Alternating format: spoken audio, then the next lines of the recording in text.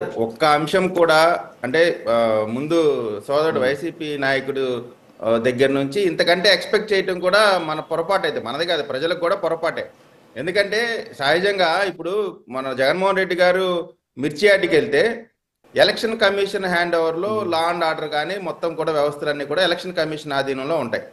Election కమిషన్కి సంబంధించి ఆయనకి అక్కడ సెక్యూరిటీ కల్పించలేదనేటువంటి దాంట్లో మేము తెలుగుదేశం పార్టీగా మా నాయకులు కూడా జగన్మోహన్ రెడ్డి గారికి అక్కడ సెక్యూరిటీ కల్పించి ఉంటే బాగుంటుంది అనేటువంటి మాట మేమందరం కూడా మాట్లాడుతూ ఉన్నాం. ఎందుకంటే ఆయన ఒక రాజకీయ పార్టీ అధినేత, మాజీ ముఖ్యమంత్రి కాబట్టి ఇవ్వాలని కోరుకుంటా ఉన్నాం. ఎందుకు అది మేము విజ్ఞతగా మాట్లాడాల్సిన బాధ్యత రాజకీయ పార్టీలుగా ఉన్న మన మైండ్ ప్రెజెన్స్ కరెక్ట్గా మాట్లాడాలి.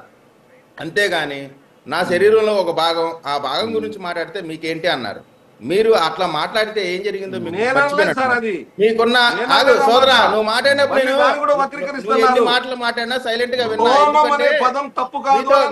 మీతో వాదం చేయగలుగుతుంది. మీరు వితండ వాదం చేస్తారో మేము వాదం చేస్తాం కాబట్టి మీతో మేము మాట్లాడేటప్పుడు నేను మాట్లాడలా.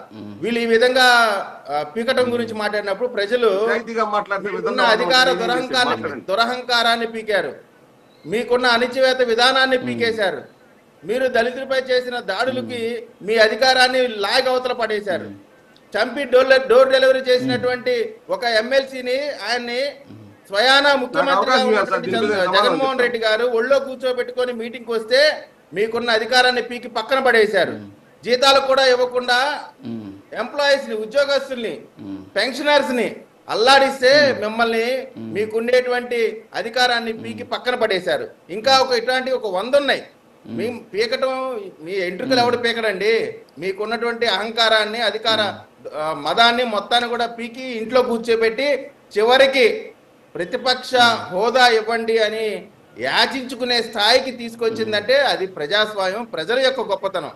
మనం అలా మాట్లాడటం వల్లే మీరు చెప్తా ఉన్నారు రోజా గారిని బండారు సత్యనారాయణ గారు తిట్టారని. రోజా గారు ఏ విధంగా మాట్లాడి మా అధినాయకుడి గురించి, వయసు గురించి, ఇంట్లో వాళ్ళ గురించి ఎంత నీచంగా మాట్లాడితే కోపం కట్టలా తెంచుకొని ఆయన అలా మాట్లాడారు. దాన్ని కూడా మా నాయకులు ఖండించారు. ఆ రోజు ఖండిస్తున్నాం, ఈ రోజు ఖండిస్తున్నాం. తప్పుగా అన్పార్లమెంటరీ వర్డ్స్ ఎవడు మాట్లాడినా దాన్ని ఎవరు కూడా ఉపేక్షించం. మా నాయకుడు మొన్న మీరు చూసారో లేదో చంద్రబాబు నాయుడు గారు మామూలు వార్నింగ్ ఇవ్వాల, మనం అధికారంలో ఉన్నాం, మనం మాట్లాడేటప్పుడు భాష దగ్గర పెట్టుకొని మాట్లాడాలని ప్రతి నాయకుడికి మీటింగ్ లో పబ్లిక్ గా చెప్తా ఉంటే, మా నాయకుడి ఈ విధంగా ప్రవర్తిస్తా ఉంటే, మీ నాయకుడు స్వయంగా బూతులు తిడతా ఉంటే ఆ నాయకుడిలానే వీళ్ళందరూ కూడా ఇదే తరహా మాటలు మాట్లాడుతూ ఉన్నారు.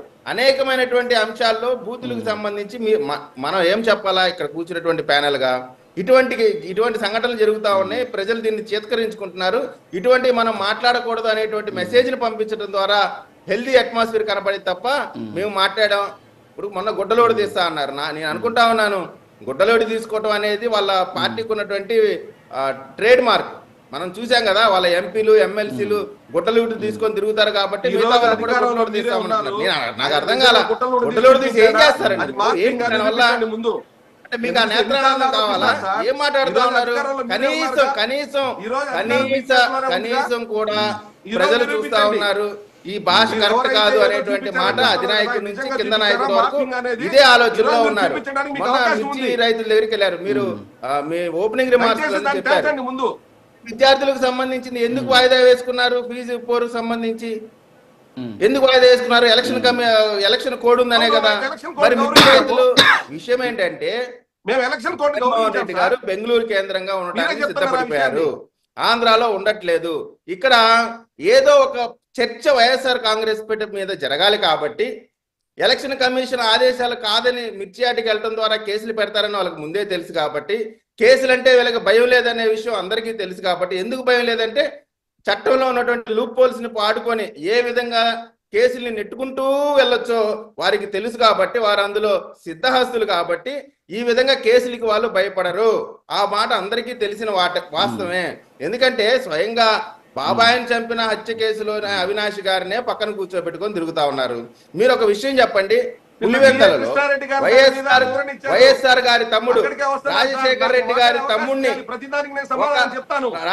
గారి తమ్ముడిని చంపేస్తే, నరికేస్తే, ముక్కలుగా నరికేస్తే, మామూలుగా అయితే పులివెందుల ఆంధ్ర రాష్ట్రంలో పరిస్థితి ఏ విధంగా ఉండేదండి?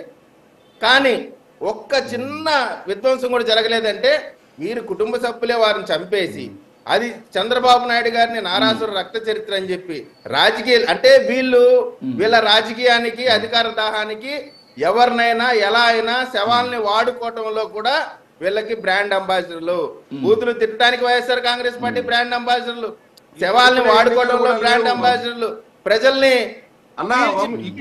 వీళ్ళు బ్రాండ్ అంబాసిడర్లు. మీరు అనేకమైనటువంటి అంశాలు చెప్పారు. ఇప్పుడు మిర్చికి సంబంధించి బంగ్లాదేశ్ కి ఎక్స్పోర్ట్స్ ఆగిపోయినాయి, బాగా ఫ్లో ఎక్కువైపోయింది, రేటు తగ్గిపోయింది. రైతులకు సంబంధించి ఖచ్చితంగా రేట్ అనేది తగ్గింది, దాన్ని అడ్రస్ చేస్తా ఉన్నాం. మీరు ఎంపీలు రాజ్యసభ ఉన్నారు, లోక్సభ ఉన్నారు, మీరు ఎక్కడన్నా దాని గురించి మాట్లాడారా? పార్లమెంట్ లో మాట్లాడారా?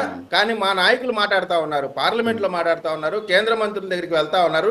ఈ సమస్యని సార్ట్అవుట్ చేయడానికి చేయాల్సినటువంటి ప్రతి కార్యక్రమం కూడా ఒక బాధ్యత గల ఎన్డీఏ కూటమిగా చేస్తా ఉన్నాం. ఇందాకేదో పవన్ కళ్యాణ్ గారు కూర్చోబెడతా అన్నారు. కూర్చోబెడతా అన్నారు. ఎటువంటి భాష మీరు మాట్లాడారు? ఆ లఫుట్ గాడు, ఆ బోరుగడ్డ అనిలు ఏ విధంగా బూతులు తిట్టాడు, మీ నాయకులు ఏ విధంగా బూతులు తిట్టారు? ఇంట్లో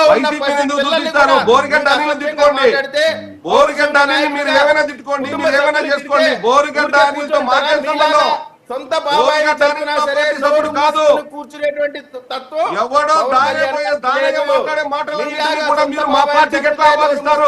తత్వం పవన్ కళ్యాణ్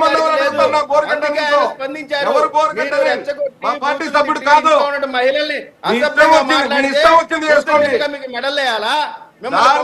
ప్రతి ఒక్కరిని తీసుకొచ్చి మా పార్టీ సభ్యులు మీరెవరు? ఇంకా మంచిగా మీరు రాబోయే అంటున్నారు కదా, నిజంగా మేము చేయదలుచుకుంటే వైసీపీ లీడర్లు వైసీపీ పార్టీకి సంబంధించిన అంశంగా చేయదలుచుకుంటే మేము ప్రజాస్వామ్యాన్ని నమ్ముకున్న వాళ్ళం.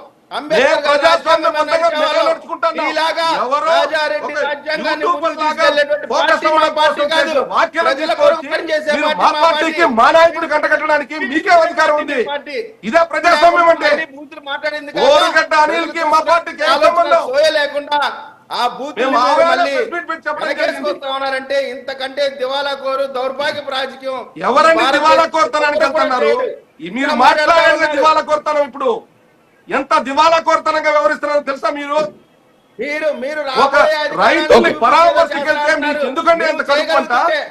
అక్కడికే ఎంత అయిపోయినట్టుగా చట్టాలన్నీ అతిక్రమించినట్టుగా ఏం చట్టం అతిక్రమించారండి? అది చట్టాలు అతిక్రమించే ఉంటారా? దానికి ఎవరిచ్చారు సెక్యూరిటీ? చంద్రబాబు నాయుడు గారి ప్రభుత్వం కాదా? మీరు ఏ విధంగా పాదయాత్ర చేయగలిగారు? ఈ లోకేష్ గారు చేసిన యువకులకి ఇచ్చింది సెక్యూరిటీ జగన్మోహన్ రెడ్డి గారు కాదా? అది రాజ్యాంగం కల్పించిన హక్కు. ఎవరు ముఖ్యమంత్రిగా ఉన్నా సెక్యూరిటీ ఇచ్చి తీరాలి. ఎవరు ముఖ్యమంత్రిగా ఉన్నా సెక్యూరిటీ ఇచ్చి తీరాలి సార్. అజయ్ కుమార్ గారు, విజయ్ గారు ఒక్క నిమిషం, టైం అవుతుంది, ఒక్క నిమిషం ఆగండి ప్లీజ్. రావు సౌజన్య గారు రియాక్ట్ అవ్వండి.